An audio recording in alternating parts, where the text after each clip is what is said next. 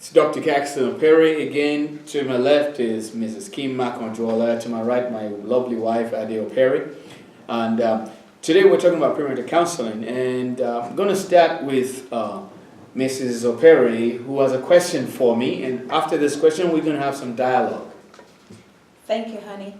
Okay, with premarital counseling, how does it affect businesses? Just give us some insights about that. See how quickly I snatched that mic from her when she said, how does it affect businesses?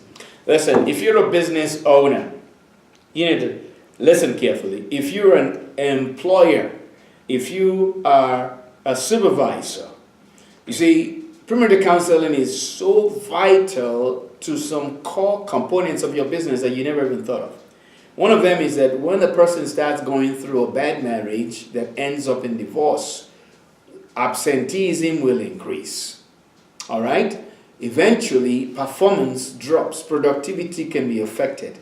And then, depending on what part of the business this person is located when they start going through a bad marriage, guess what? The whole business may collapse and fail. Imagine that your PR person, the only PR person that you have, and your business relies on marketing and public relations, the only person in PR is so awesome, they bring in so many millions of dollars of business every year, and you're going to let that person go marry a gold digger and end up crashing and burning, they'll crash and burn your business down. So if you ask me, that should answer that question. It depends. But you're not going to wait, because the person who is not a key player today may discover something that puts them in the news tomorrow that expands your business so globally that you will not believe what they've brought to the table. So every single employee of yours, if you have a business that's efficient and effectively making its impact in the business world, every employee is important. Therefore, every employee should know how to choose a mate. And if they don't, or whether they do or don't know how to choose a mate, should go through premarital counseling. Because through premarital counseling, you'll discover who's right for you, who's not right for you. Because at the end of the day, your relationships will affect your relationships outside the job. That's an established fact. Will affect your performance on the job.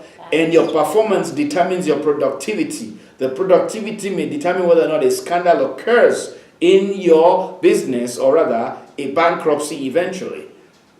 Premarital counseling will ensure that your employees at least marry the right person. You know, the author of Delivered from Distraction says, no matter how bad your ADD is, even as an adult, the two things that will help you is to what? Get the right profession and choose the right partner. That is half of the cure for adult ADD. Praise the Lord. So we're going to go on now to say, yes, if you get premarital counseling for your employees as a human resource component, you are helping yourself. You know, just like, Steve Covey says, productivity, you can increase productivity, okay? And you can increase the product, all right? But you can burn out your products. You can burn out productivity and diminish it because you didn't know what to do. There are times to set aside to replenish your people. And one of the things that you can do to replenish the people in your business is to have a premarital counseling program in place done by people who know exactly what they are doing. It will save you having to retrain another employee and fire one that could have had the greatest potential and impact in your business. As a matter of fact, letting the wrong person marry your employee is your fault because you didn't provide the right service to prevent it from happening. And some of those people that go around shooting, like the one that happened in Spring Creek a while ago, that man that shot 8 people before the cops shot him.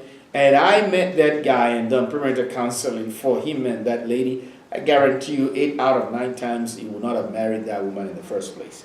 So let's look at the next question that's coming, or the dialogue we're going to open up now to Miss Kim Makonjola. Miss Kim. Yes, sir. I met you, I've heard your story, I've heard so many exciting and awesome things about you and your husband. Hey, by the way, he's African. So that takes me to One question I'd like to ask you. I mean, you're an American woman, you're married to an African man, Yes. and you're happy, you're fulfilled, you've been Yes. through hell and high water, Yes. and you still have this awesome two wonderful girls. You guys are doing great. Yes. And when and how did it even occur to you to marry an African man? Let me ask you this. When you wake up in the morning, does he give you a broom and say, go sweep and get my water ready? That's a great question. Dr. Operator, that's a great question. Absolutely not. Absolutely not. I am married to an African man, one from Lagos, Nigeria, as a matter of fact. Hey, by the way, I just said that is our husband is a professor and is a business professor. Yes, correct. So that's right. he's an awesome, a very smart, humble gentleman. So he's not just getting off the boat. Thank you. Yes, I am married to an African man from Lagos, Nigeria, and married for 25 years or more. Awesome. Let's give a round of applause for that. Awesome. And Dr. Opere, I would say that there's no secrets. There's no secrets. The only thing that has guided us in our marriage is premarital counseling. Awesome. That we successfully achieved, and it's been enlightening, and it's been the best thing ever for us as a married couple. Now, we always get the question of, well, but you're an American and he's Nigerian. You have different cultures, which makes you bicultural. So how is it that being bicultural, you come into wanting to do premarital counseling? So should I then ask you the question? I would prefer you would. Okay. People wonder why should you be successful as a couple? Because you're from two different cultures. That's right. What do you have to say to them? Or what do you tell them? I would say it doesn't matter being from two different cultures. It doesn't matter which culture you come from. It doesn't matter. What matters is value. What matters is respect. What matters is morals. Yes. What matters is being in love with yourself first. Thank you. And being in love with God. Being in love with yourself first. And also being in love with your partner. Amen. Our marriage is based on respect, and it's based on values. So I would say it doesn't matter where you come from. It doesn't matter what your background is. What is important is respecting each other, knowing that God is first, knowing the true values of your relationship. It doesn't matter if you are rich. It doesn't matter if you are poor. What matters is loving each other, respecting one another. And today, as we are sitting here, this is exactly what we are talking about with Dr. Opere and his beautiful wife, Ade. Before the I camera, call my friend. before the cameras went on, Miss Kim was asking me a question. She wanted to ask me a question. I snuck it around and asked the other question, which is, why do bicultural marriages succeed? And I said this, I actually had a table and a chart in my very first book. I'm going to read that to you. Should you get further premarital counseling before getting married? Yes, you should, if you're bicultural, okay?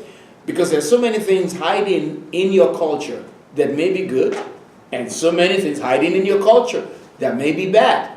Two bads will not make it right.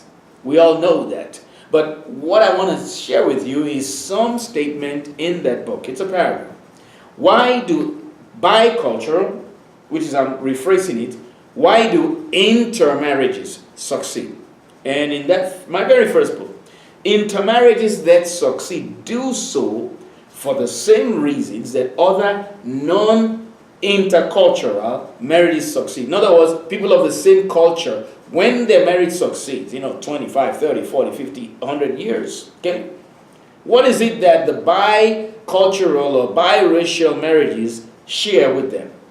These couples must share significant foundations and pillars of what I call the marital success principles.